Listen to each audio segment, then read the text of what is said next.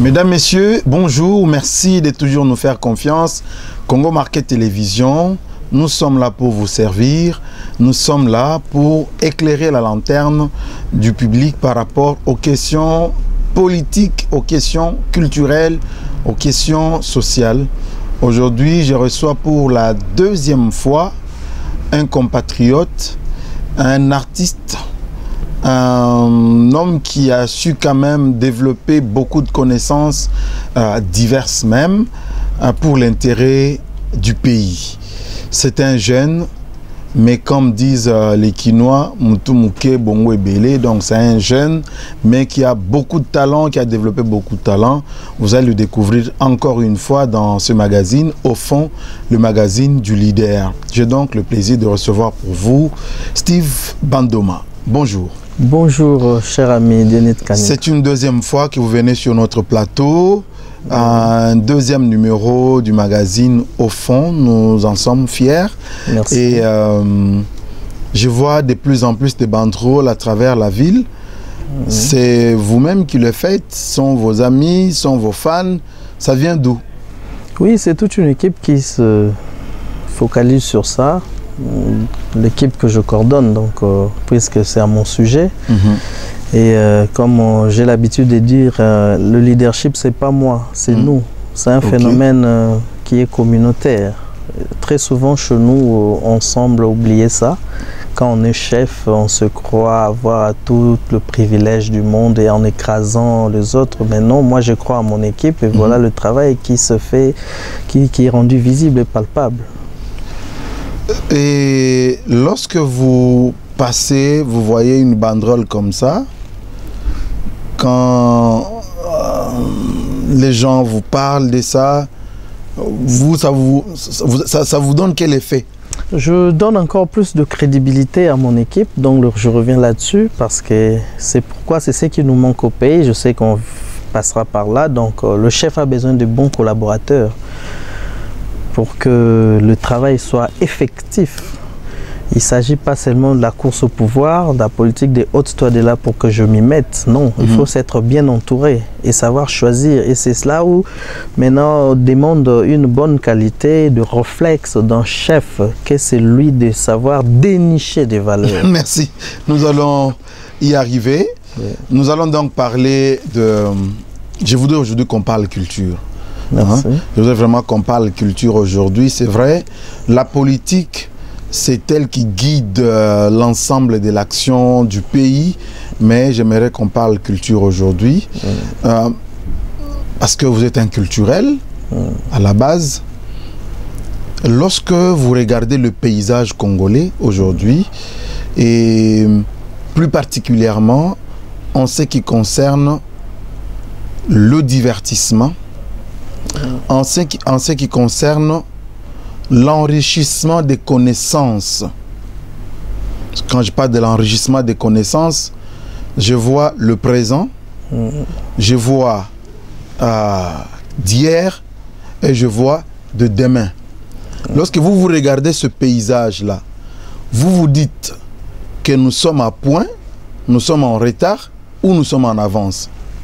Merci pour cette question pertinente. Je pense que nous avons un grand retard chez nous et parce que nous avons très peu de cadres de connaissances, de cadres académiques et des cadres de formation.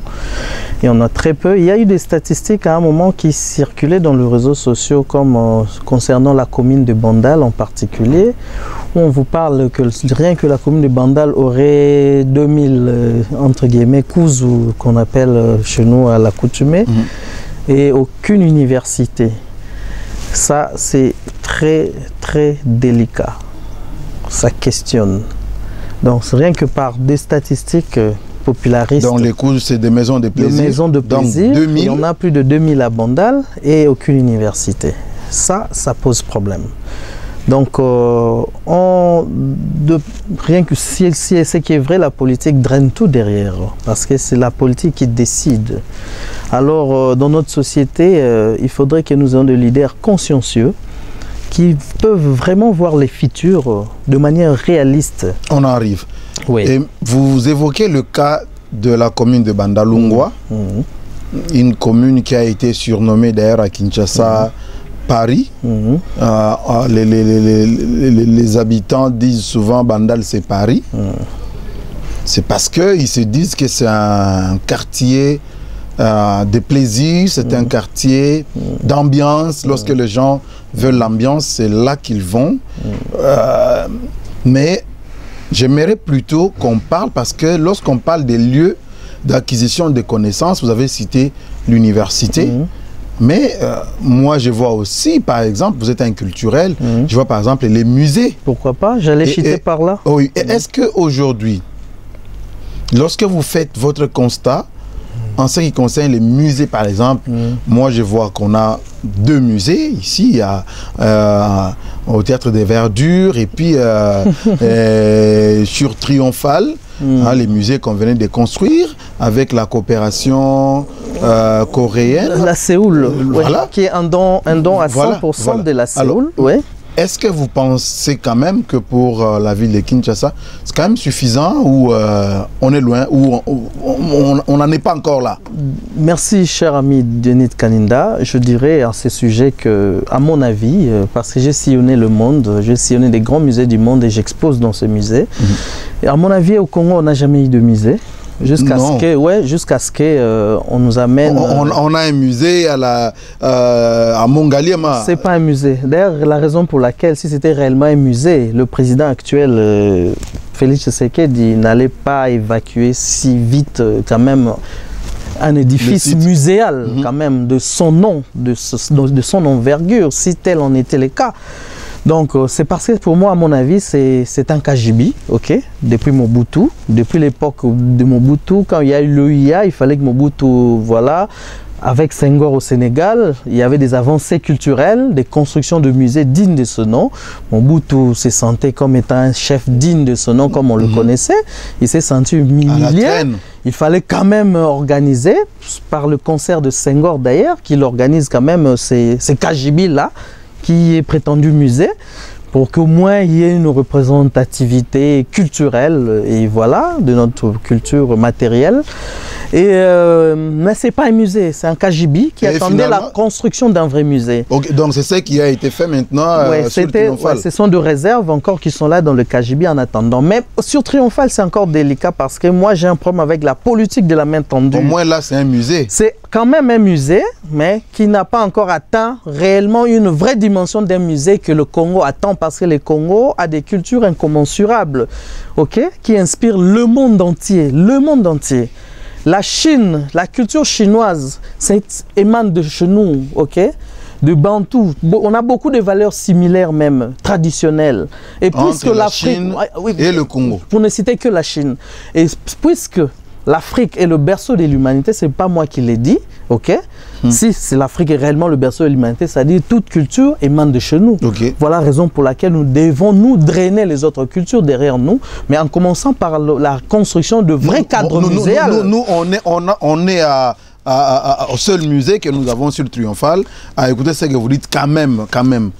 Mais lorsqu'on prend, par exemple, parce que vous avez cité la Chine, la Chine en a combien? La Chine, écoutez, en 2010, déjà aux années 2010, la Chine avait construit plus de 200 musées à cette époque. C'est pas vrai. Vous comprenez? Donc, pour dire qu'on est loin de tout. Donc, nous, on est loin de tout sauf rien. On est à 1 alors que la Chine, mais à 1, en 2010, c'était déjà à 200. Non, à 1 là, vous ne pouvez même pas vous enorgueillir. C'est l'argent construit par la Séoul. C'est le plus grand don que la Séoul, la Corée, ait fait en Afrique centrale. C'est ces musées-là, Et ils vous ont remis la clé dès le finissage. Et puis, vous avez les clés. Et puis, on vous impose des politiques. Un exemple, à titre exemplatif. Vous connaissez le statut qui se trouve à Mongaliema, non? Oui. De Léopold II. Mais la Séoul, le Coréen n'ont pas voulu voir ça dans ces musées qui est conçu par eux, parce qu'ils ont un problème avec la politique colonialiste. Nous avions subi la colonisation, eux aussi ont subi la colonisation. Et ils nous ont prêté ces musées, ou donné ces musées à un cadeau à 100%, parce qu'on se retrouve dans notre histoire qui est commune. Nous partageons un héritage commun, colonial commun.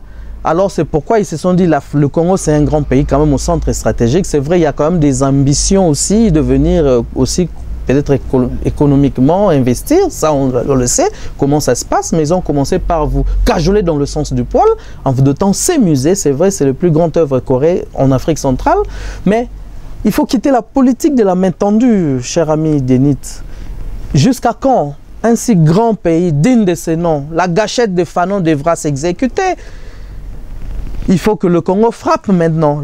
Donc mais jusqu'à quand on va avoir la main tendue? Bon, vous avez parlé de la Chine. Revenons en Afrique. L'Afrique du Sud, par exemple. Aujourd'hui, il y a combien de musées? Une idée? L'Afrique du Sud, j'y ai habité pendant 6 ans. J'ai quitté en 2011. Mais en ce que je sache, je ne suis plus retourné en tout cas. Mais en ce que je sache, ils sont déjà dans de vingtaines de musées. Imaginez-vous.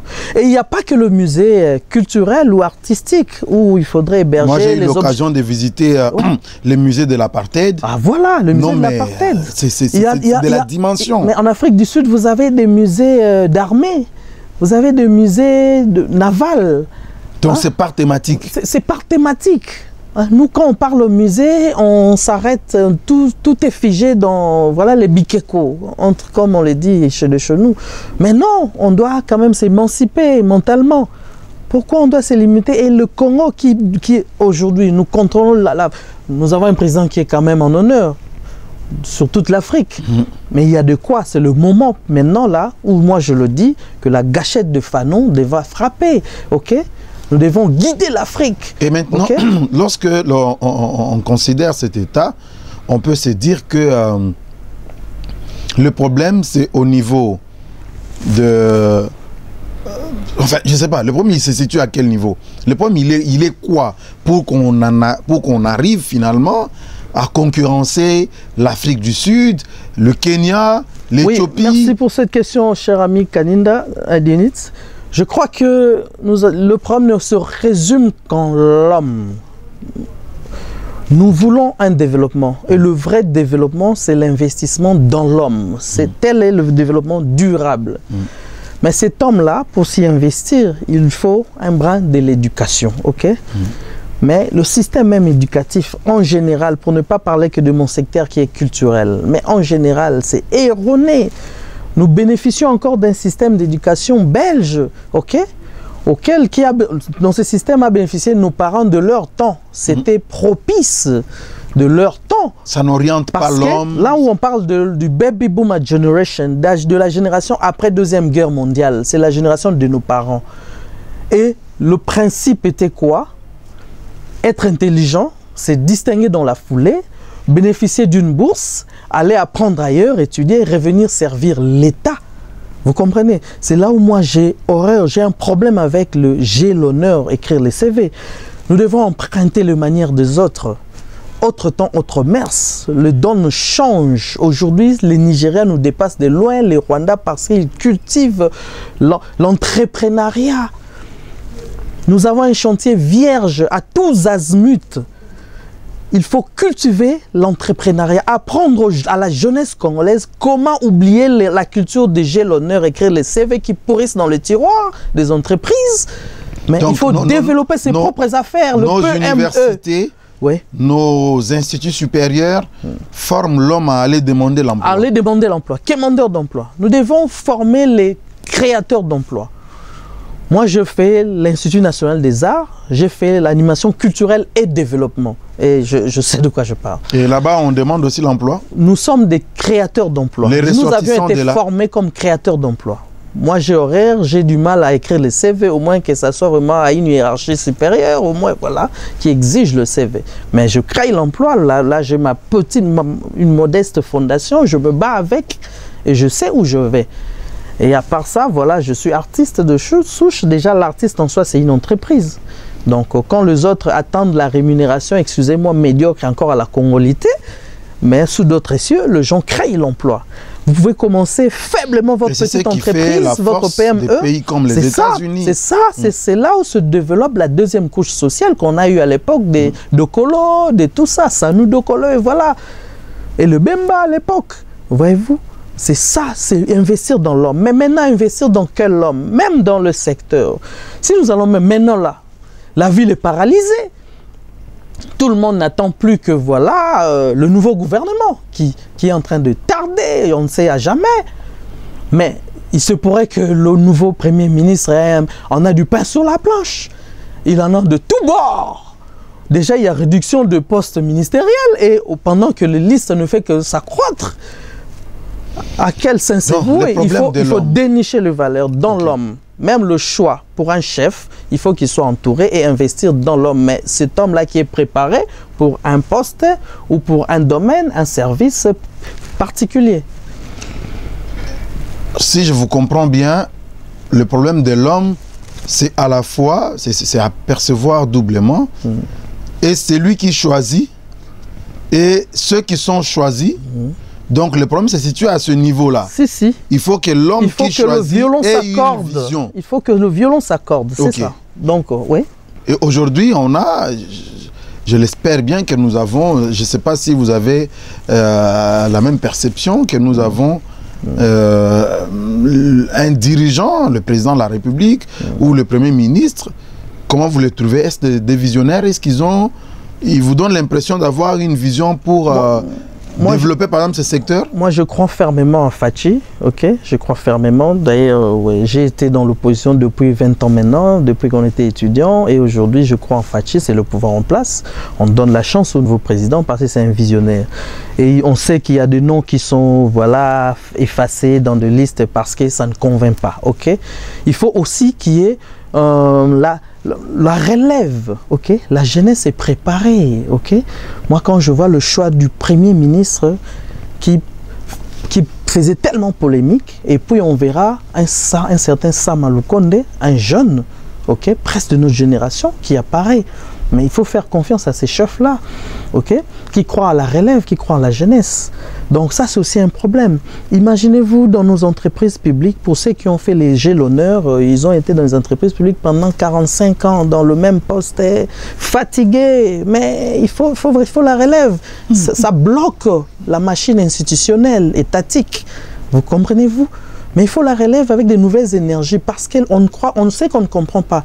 Quand il n'y a pas la relève, il y a une génération qui sera falsifiée. Et puis, il y aura manque d'initiative. Manque d'initiative. En son temps, ça devrait être aux affaires, mais ils ont manqué le rendez-vous parce qu'il y a eu blocage des vieux. Et puis, c'est toute une génération qui est falsifiée. Et ça, c'est l'État qui est en boîte, qui est dans... Qui en pâtit. Qui en pâtit, oui. Qui en paye le prix. C'est ça le problème. Maintenant, si nous voulons rester dans ce domaine culturel, pour finalement le développer, si on doit partir de votre constat, nous sommes nuls en termes de musées, mais est-ce que c'est un domaine important pour le Congolais? Est-ce que c'est important qu'on y jette un regard quand même particulier? Est-ce que c'est important? C'est extrêmement important. Pourquoi? D'abord, je dirais, comme vous avez vu le banderole, je fais mes citations. Si en réalité dans l'homme, c'est l'esprit et l'âme, alors dans un peuple, c'est sa culture et sa spiritualité. C'est ce qu'on a ôté de nous lors de la colonisation, lors du premier contact. On nous a pris l'essentiel de nous, notre dimension vitale. On est resté un peuple cadavre, C'est pourquoi on est drainé, dissipé à tout vent. Ok, à tout vent des doctrines et voilà, à tout vent politique et voilà. Parce qu'on a pris notre dimension essentielle dans nous. C'est quoi la dimension là? C'est la culture et la spiritualité qui est en réalité parce qu'étant que peuple, on constitue un tout, un corps. Ok, comme un humain que vous êtes, si on ôte de vous maintenant là votre dimension, votre âme et l'esprit, c'est fini. On arrête cette émission. Mais c'est ce qu'on a fait dans nous comme peuple. Voilà pourquoi même la question de cette actualité brûlante, la restitution du patrimoine culturel matériel est important parce que c'est notre héritage spirituel et culturel. Nos ancêtres avaient déposé leurs esprits dans ces objets, entre guillemets, que j'ai vite appelé objets. Donc voilà nos énergies qui sont dans le musée, qui doivent revenir parce que chez nous c'était des rites quotidien, on entrait en transe à travers ces énergies. Donc c'est la présence de nos ancêtres. En réalité, un homme ne peut jamais passer dans la spiritualité. L'humain ne peut pas passer dans la spiritualité sans passer par ses ancêtres. Et je peux vous le démontrer, mais c'est une parenthèse. C'est-à-dire, voilà... Allez-y un tout petit peu. Oui. Je suis curieux. Si vous l'êtes, je vous mets en défi. Allez même consulter sur Google, faites l'église catholique, le culte. Parce que le blanc, à l'époque, nous ont vite jugé en besogne. Soi-disant, l'Africain faisait des cultes de mort. Et pourtant, ça faisait partie de notre spiritualité. Okay? Aujourd'hui, l'église est venue.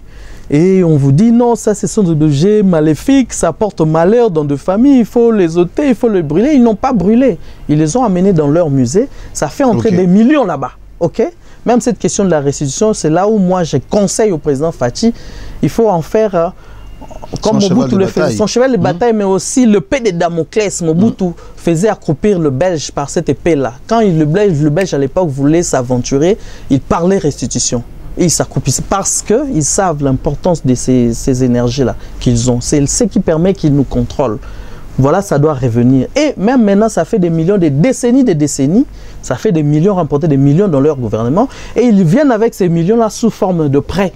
Est-ce que c'est des revenus qui peuvent nous aider à bâtir de vrais musées? Ça peut être partagé. Moi, je suis d'accord. Je le dis, aujourd'hui, ça devient un patrimoine universel.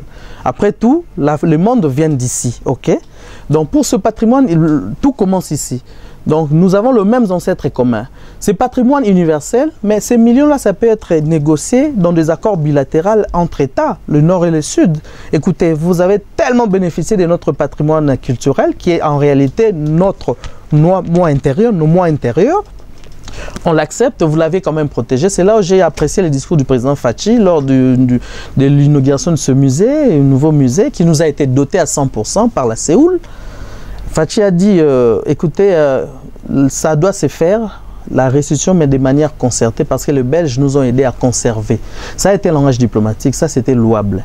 Mais dans cette diplomatie, il faut aller loin, parce que nous devons bénéficier désormais des dollars ou des euros qui entrent dans le tervuren. Okay? Mais Steve Bandouma, moi je suis quand même préoccupé par ce que vous dites. Nous avons eu une succession de ministres des cultures et arts dans différents gouvernements. Mais est-ce qu'ils pensent comme vous? Est-ce qu'ils réfléchissent comme vous qu'aujourd'hui, nous avons besoin de bâtir des musées, au moins dans chaque province, pourquoi pas dans chaque ville, mais nous n'avons pas de moyens. Et que la Belgique gagne des millions, la France et tous les autres, sur le dos des énergies congolaises. Pourquoi ça ne peut pas être le moyen par lequel nous pouvons obtenir des musées dignes de ce nom dans notre pays? Parce qu'ils ne maîtrisent pas la teneur de la chose. Ils ne sont pas des artistes de souche. Ils n'ont pas vu. Ils n'ont rien vu. Écoute, nos politiques ne vont pas en Occident et ailleurs pour aller dans le cadre muséal, non. Et vont où? Mais dans des familles et dans des divertissements. Dans des boutiques. Et dans des boutiques d'habits et voilà, des griffes. Qu'est-ce que vous croyez? Ils ne sont pas dans le cadre muséal. Voilà pourquoi je salue l'initiative de mes amis de l'époque, mes anciens collègues à Bago. D'ailleurs, je suis l'initiateur aussi investi, qui aujourd'hui veulent que ce ministère de la Culture aussi revienne aux artistes de beaux-arts, pourquoi pas. Pourquoi l'artiste chez nous n'est vu que le musicien et ceux du théâtre? Pendant que c'est nous d'ailleurs qui avions une audience de qualité en Europe. Quand on investit nos expositions dans le grand musée du monde, on a l'audience de qualité, les Manuel Valls qui viennent, les Sarkozy qui viennent. Et les musiciens, quand ils vont, excusez-moi, c'est la délinquance. Vous avez la possibilité de rencontrer ces personnalités. Mais pourquoi ne pas créer? On a des carnets d'adresses auxquels on peut faciliter nos leaders étatiques, intramuros, voilà, ils peuvent échanger parce que là, écoutez, l'artiste, c'est l'ami du roi. Ça a toujours été le cas. Tout à fait. Okay? Picasso s'est réveillé dans le palais royal et il ne voulait même pas que le roi entre dans son atelier. Rien que sa chèvre qui devrait avoir accès, pas le roi. Et le roi a trembloté. C'est l'ami du roi, l'artiste. Donc, voyez-vous, c'est ce que je dis. Ils n'ont pas la vraie maîtrise de la chose. Voilà pourquoi il nous faut l'homme qu'il faut à la place propice, appropriée. Donc, il faut arrêter de nous envoyer comme au ministère de la Culture, des ministres parachutés, on ne sait où, qui n'ont aucune maîtrise de la chose culturelle, aucune maîtrise. L'artiste vit la bohème. Et ils ne maîtrisent pas la vraie vie des artistes. Il nous faut le... Non, mais c'est un politique, c'est un politicien. Non, mais étant politique, il faut être dans la politique culturelle, une vision culturelle de la chose. Sinon, on n'est que dans la politique dans sa généralité. Là, c'est le ministère de la Culture. Et on ne résout pas les problèmes. Ça n'a jamais été résolu. C'est ça le problème. Donc, on nomme un ministre, par exemple, ministre de la Culture et des Arts, on nomme le ministre des Sports, mais il ne résout aucun problème dans ce secteur-là. De l'information même. Du début à la fin de son mandat, il est passé, il n'a résolu aucun problème du secteur. Même pour vous, les journalistes. Oui, on a un ministre des médias, mais qui n'a résolu aucun problème des journalistes. C'est déplorable. Donc, du début à la fin de son mandat. C'est déplorable. Et on a des ministres de culture comme ça, du début à la fin. Mais j'ai quand même appris que l'actuel ministre, il a réussi à inscrire la rumba congolaise au patrimoine universel de l'UNESCO. Bon, c'est un travail qui a été... C'est l'œuvre, en ma connaissance, d'ailleurs mon mentor scientifique, qui est Lioka Mundaba, le DG de l'INA, qui s'est battu corps et âme pour que la rumba soit, je salue en passant, pour que la rumba soit inscrite dans le patrimoine universel immatériel de l'UNESCO. Et à part ça, mais on a beaucoup de valeurs. Moi, je suggérerais même la SAP congolaise, la sapologie, pourquoi pas. C'est toute une identité culturelle. Mais beaucoup n'ont pas encore ça. Est-ce qu'un jour on peut avoir par exemple un musée comme ça où on peut musée voir de la sapologie, la SAP, où on voit Papa Wemba dedans et tout le monde. Un musée de la rumba. Pourquoi pas? Mais il faut commencer quelque part. Mais quand on a que la culture de la main tendue, on se limiterait que là. Oui, mais la main tendue, c'est parce que nous, nos moyens sont ailleurs. Non, écoutez, moi, ce ministère, même le ministère de la Culture, ces secteurs de la culture, moi, je ne vois pas ces secteurs dépendre du trésor public congolais. C'est parmi le très rare du ministère et du tourisme aussi, je dirais, et d'autres peut-être, qui peuvent investir à l'étranger, ok? Parce que le monde entier veut voir le musée de la sapologie, les musées de la rumba, nos valeurs culturelles et traditionnelles. Nous avons inspiré le monde entier.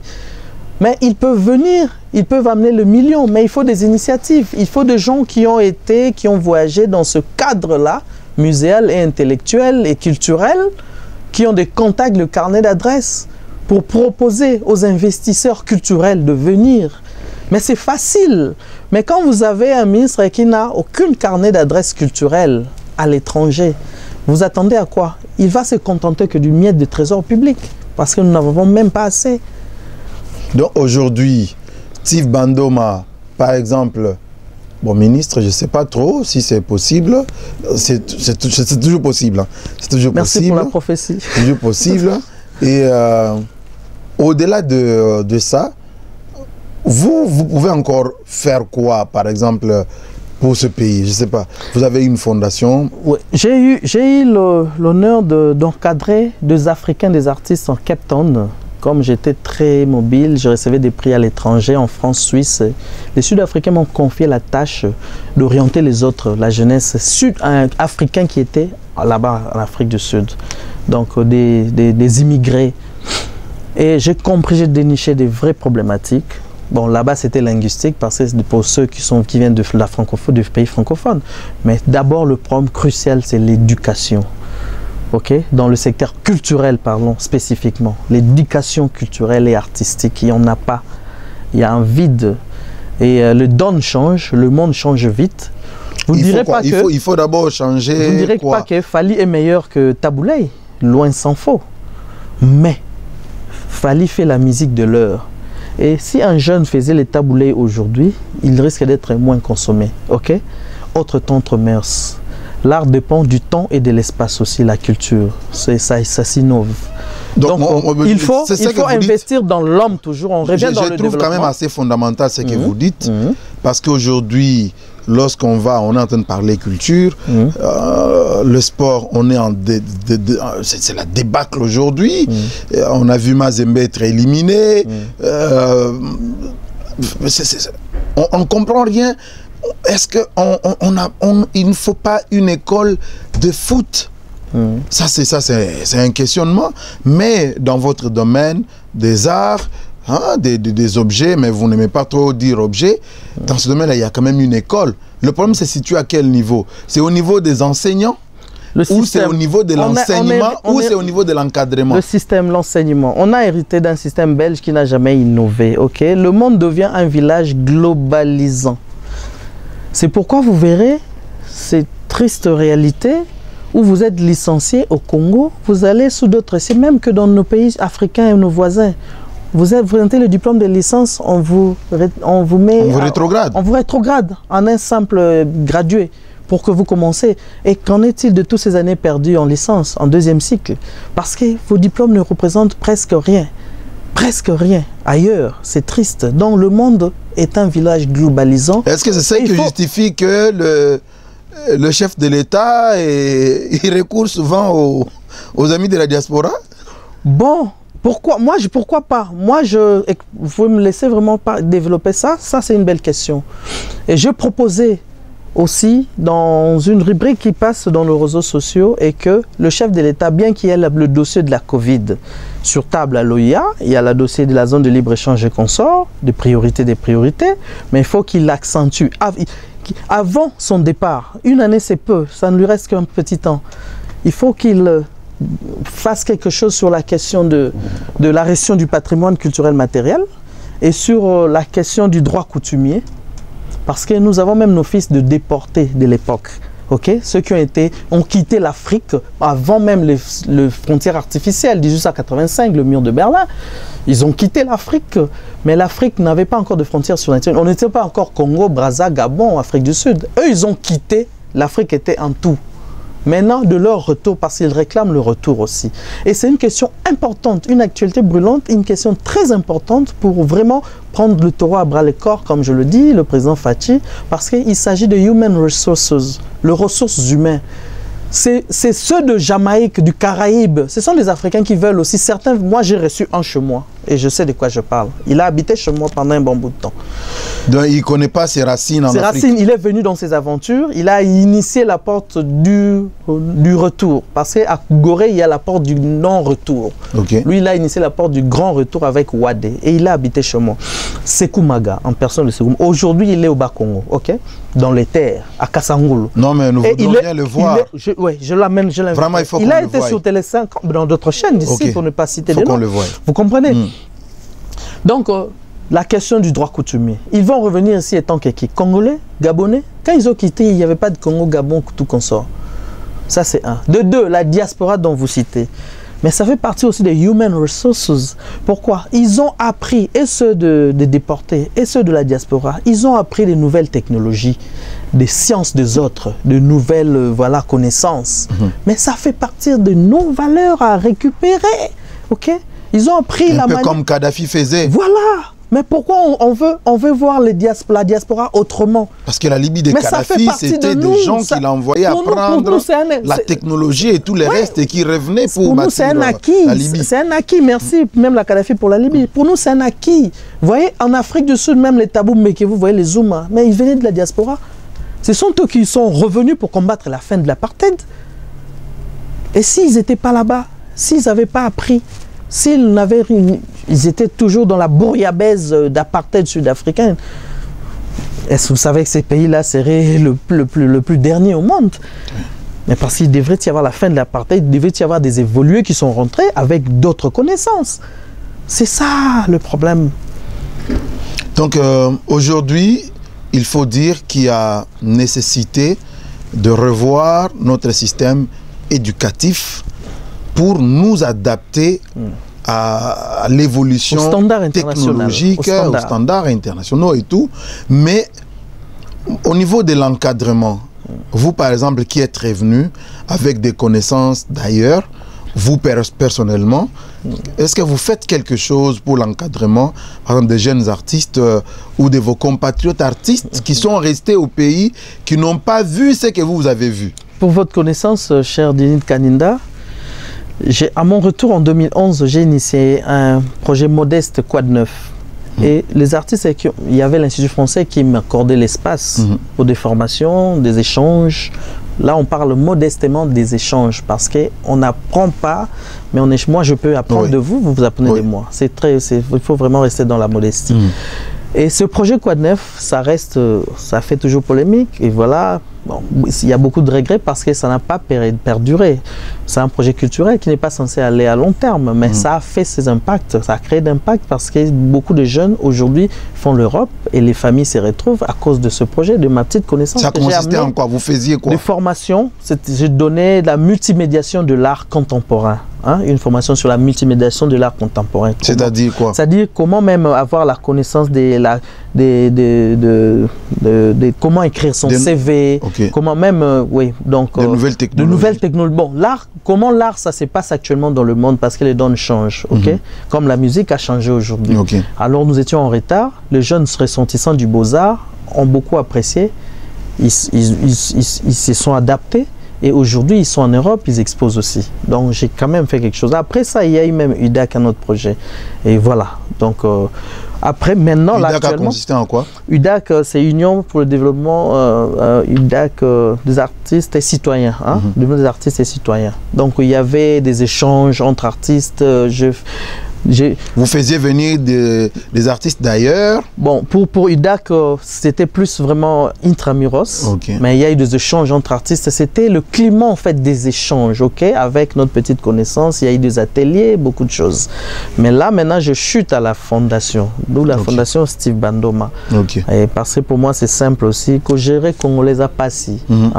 Beaucoup n'ont pas la culture de sacrifice pour un début. C'est pourquoi j'ai résumé tout ça en une fondation.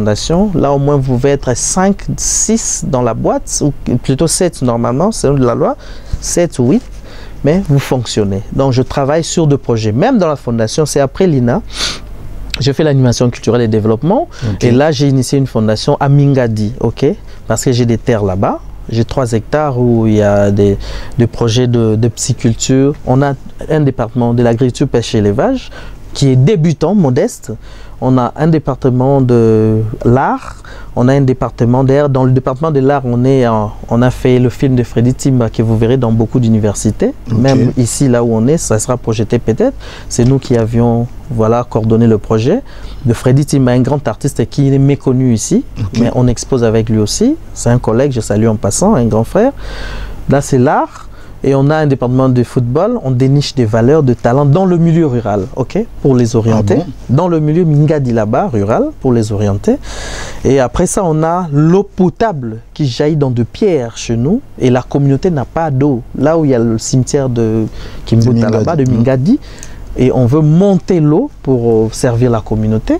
C'est à nos petits moyens. Et après viendra une radio communautaire. Mais à part ça, on a un département d'orphelinat. Et on coopère encore pour un début avec un orphelinat à Kinkole. Et d'ailleurs, demain dimanche, je vais entrer là-bas avec une délégation des Occidentaux. Je serai le seul Congolais. Je vais entrer avec eux pour leur découvrir l'orphelinat parce qu'ils doivent faire aussi, venir au secours aux enfants. On a plus de 18 enfants là-bas et quelquefois cet orphelinat manque même la nourriture. Mais nous le faisons la suivi et voilà. Donc, déjà, vous comprenez, rien que pour la fondation, pour le social. Mais donc, vous avez un vrai souci de l'encadrement de... Bien sûr, on est sur terrain. Et un problème de moyens, vous dites que c'est avec vos propres moyens, mais est-ce que vous êtes en contact avec des structures au niveau africain ou occidental avec lesquelles vous nouez des partenariats sûrs pour apporter la technologie à ces compatriotes que vous encadrez? Bien sûr, avec des amis occidentaux, il y a des propositions déjà, qui se font de propositions. Comme là, on est sollicité à nous doter, on veut nous doter de machines de la médecine pour les femmes qui veulent accoucher, comment on appelle ça? Les sages-femmes? Oui, non, les femmes, il y a des machines qui checkent déjà l'enfant au ventre, il y a le nom. L'échographie. L'échographie, des machines échographiques neuves on veut nous le doter. Mais puisque je n'ai pas cité la médecine dans l'un des départements, et je cherche comment orienter ça autrement, au moins que le Congo en bénéficie. Comme là, il y a aussi des containers de jouets pour enfants qui sont prêts à venir, et je suis en train de travailler sur ça. C'est un don et ça sera, pourquoi pas, aussi partagé dans des orphelinats et dans des écoles, pourquoi pas. Donc déjà, il y a de pistes comme ça en Europe, voilà. On travaille sur ça, mais on veut le soutien quand même. Bon, finalement, Steve Bandoma veut aller jusqu'où? Ouais.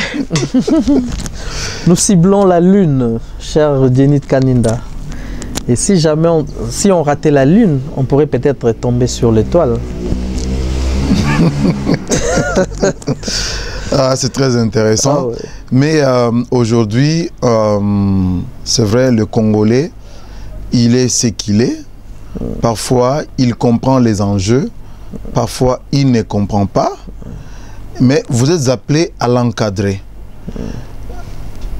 Mais c'est quoi votre assurance que ce que vous faites ou ce que vous sémez va produire les fruits?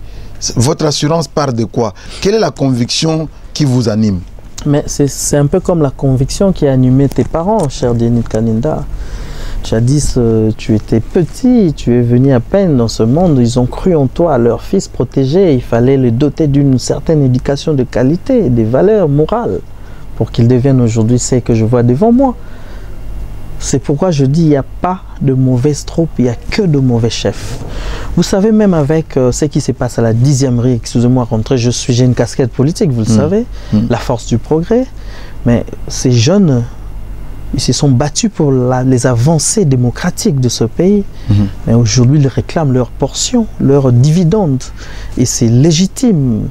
Mais seulement que, pour certains, quand ils étaient sur la rue, ils n'ont pas eu le temps peut-être d'avancer à leurs études.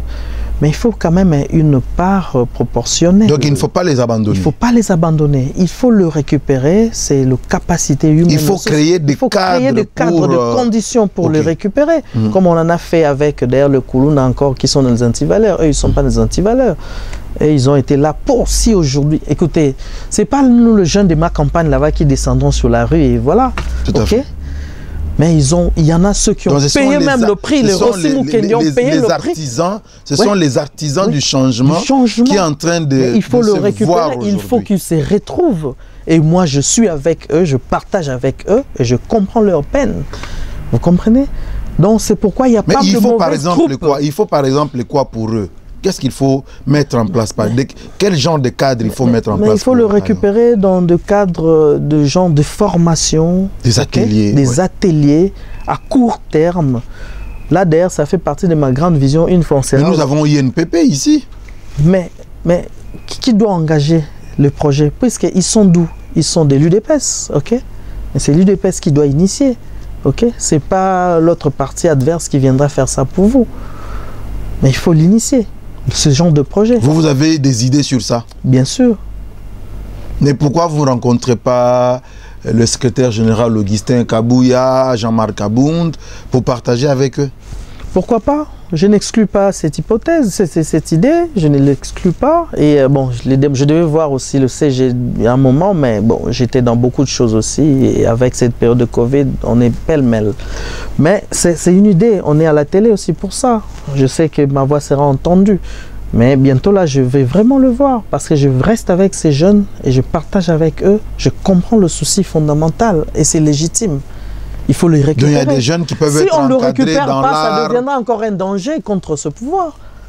Au finish. Ok.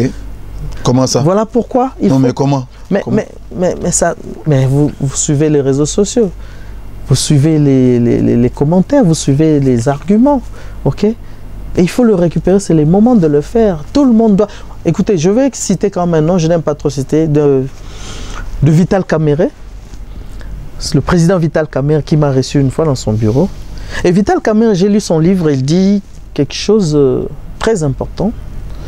Il disait à l'époque de Kabila, même si vous prenez du champagne en première classe, souffrez quand même que en deuxième classe, au moins une catégorie de gens prennent le vin. Et en troisième, ne serait-ce la bière et en quatrième, l'eau potable. ne serait-ce l'eau potable, qui nous échappe, qui devient encore luxe pour le Congolais. On est entouré des eaux.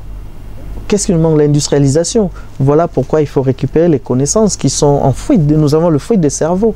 Il faut récupérer la diaspora et ceux voilà.